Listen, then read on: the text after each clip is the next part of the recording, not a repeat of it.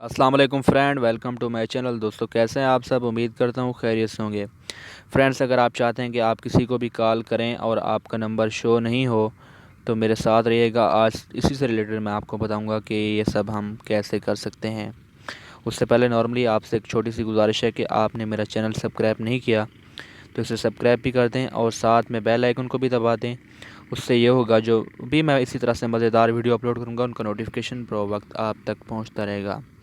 तो चलिए फ्रेंड, बिना टाइम वेस्ट किए अपने टॉपिक की तरफ चलते हैं। सिंपली आपने करना ये है कि आपने डायलिंग पेड के अंदर चले जाना है और यहाँ पर आपको जो ऊपर 3 डॉट्स नज़र आ रहे हैं इनके ऊपर आपने क्लिक करना है और यहाँ पर आपने सेटिंग के अंदर चले जाना है।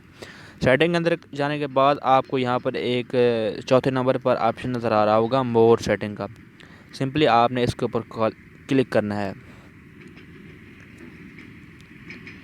क्लिक करने के बाद थोड़ी सी रीडिंग सेटिंग होगी। उसके बाद आपके पास एक सादा सा इंटरफेस शो हो जाएगा। यहाँ पर आपको फर्स्ट नंबर पर जो शो हो रहा है, शो माई कॉलर आईडी। आपके पास अगर डुअल सिम वाला मोबाइल है तो आपने यहाँ से सिम 1 है या सिम 2 है वो आपने सेलेक्ट कर लेनी है। जैसा कि मैं यहाँ पर सिम 2 की जो कॉलर आईडी है, out going caller ID number add करना चाहता हूँ, तो सिंपली मैं यहाँ पर क्लिक करूँगा और यहाँ पर आपको नज़र आ रहे होंगे 3 option, default, hide number and show number.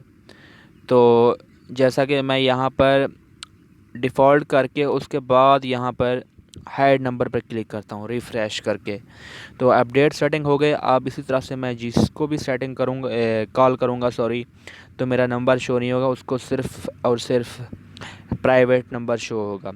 उसको कॉल जब मैं करूँगा तो वो उसके बाद शो होगा कि ये प्राइवेट नंबर है।